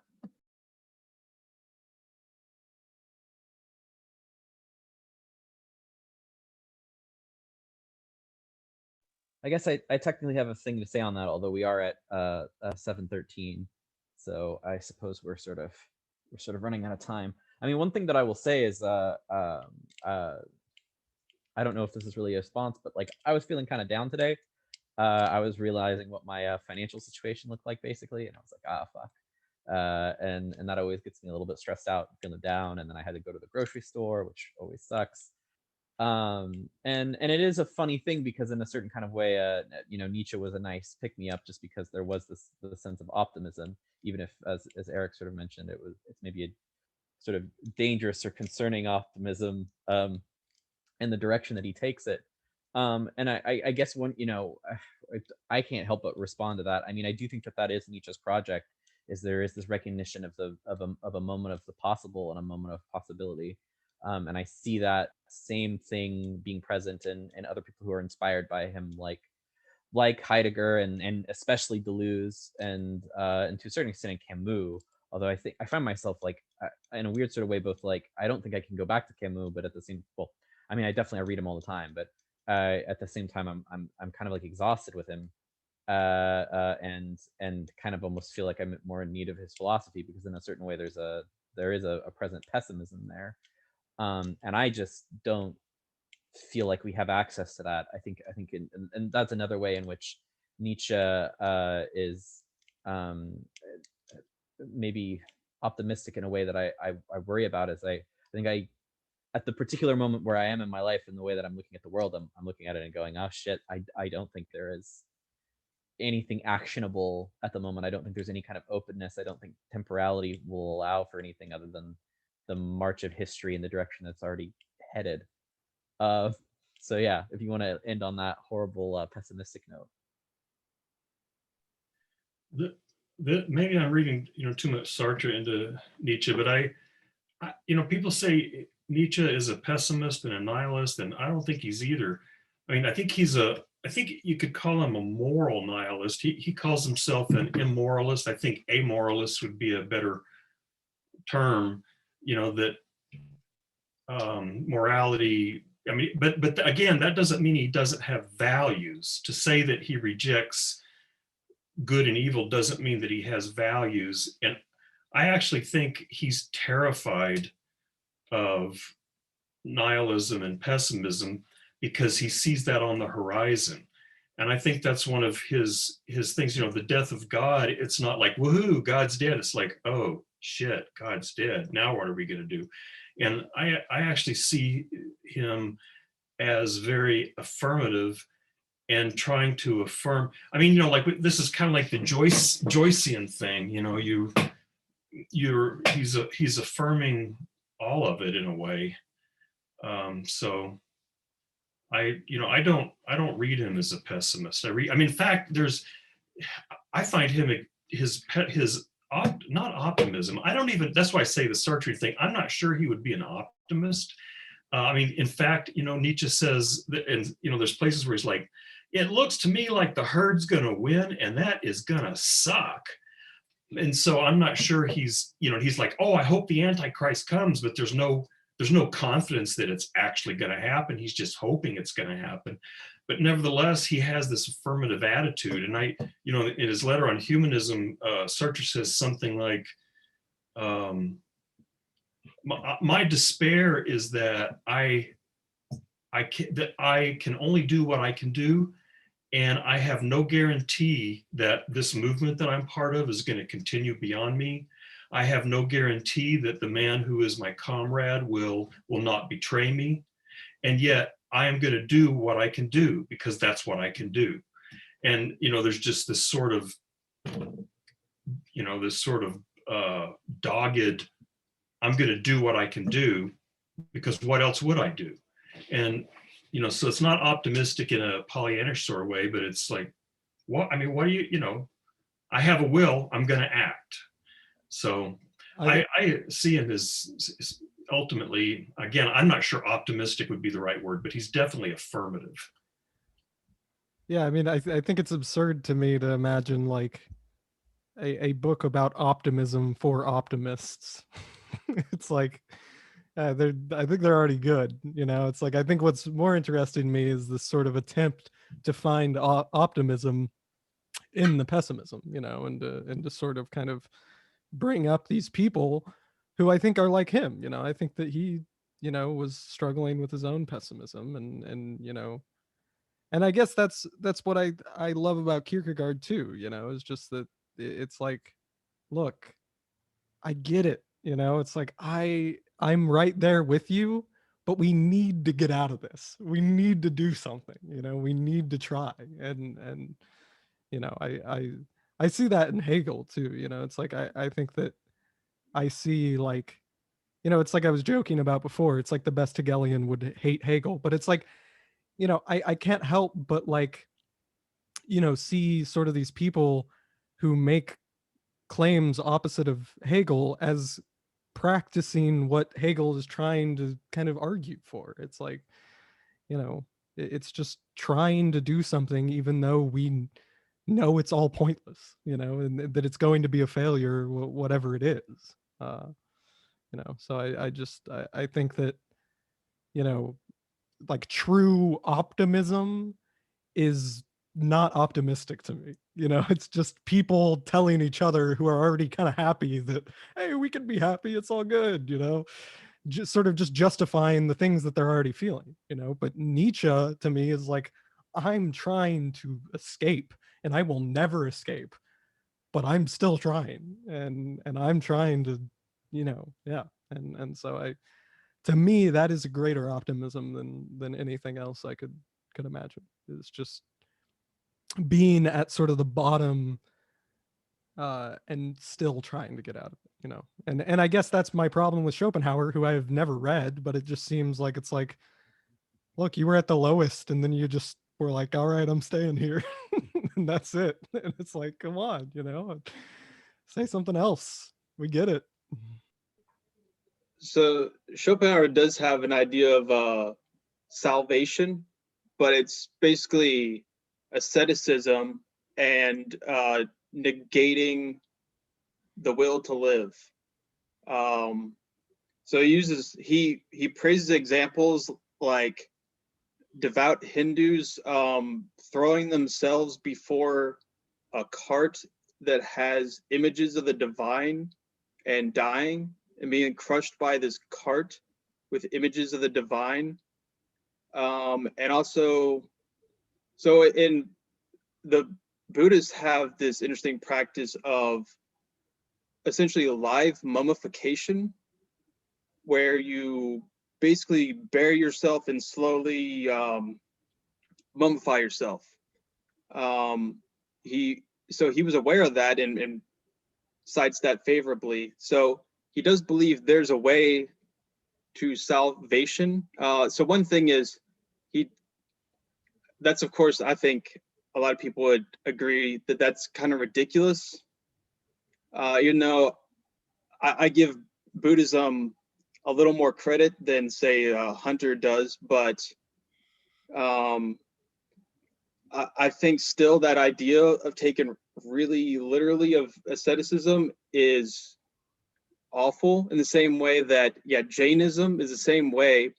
It's this paradoxical thing where you're, in a sense, they're so pro-life, pro-life in this, you know, almost like this abstract way of conceiving it, that they're actually pro-death, basically. It shows exactly how they really ultimately leave with, oh, I'm going to, you know, nothing with my own self-interest, all for compassion with sentient beings. And they end up intentionally sleeping on beds full of bed bugs so that they can feast on them, and then die basically all just like covered in bed bug bites, so that these insects can get blood and just continue the cycle of death and rebirth anyways. So it doesn't make any sense to me. So I think that's ridiculous. But at the same time, he does have this idea of aesthetic contemplation, of that through art we can actually have temporary transient, we can be released from the will and the striving and the suffering that goes along with all that through aesthetic experiences, these kind of extraordinary experiences can lift us out of that. But the thing is, because they're temporary, they're of pretty much no value to Schopenhauer, who unfortunately is pretty much a Platonist. And, you know, anything that's temporary is, well, basically nothing. You know, if it's not eternal, then it's appearances, you know? And yeah, so that's where I would say Nietzsche takes that idea of, okay, art, I get that.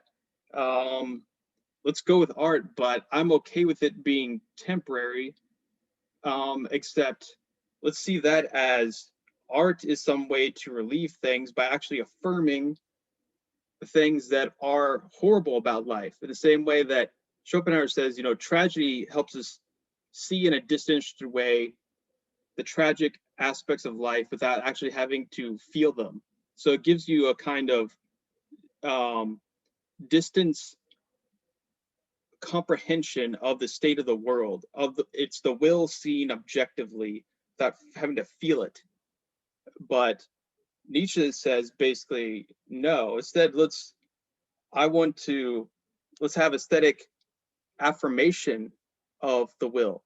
So yeah, so there is a way to kind of go beyond pessimism. This was my very long point.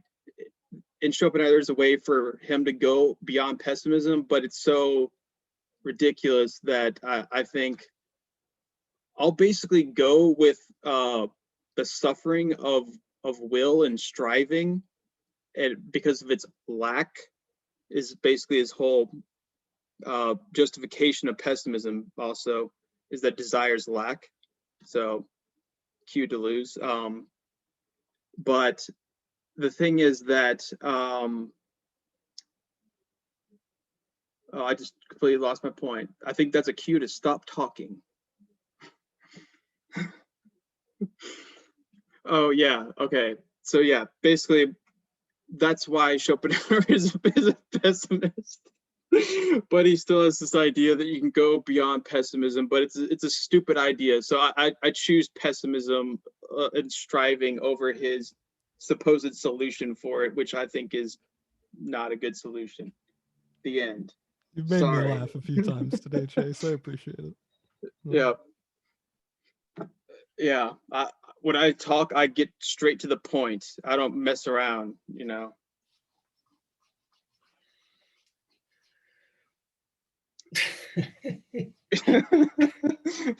So I guess it's time to go.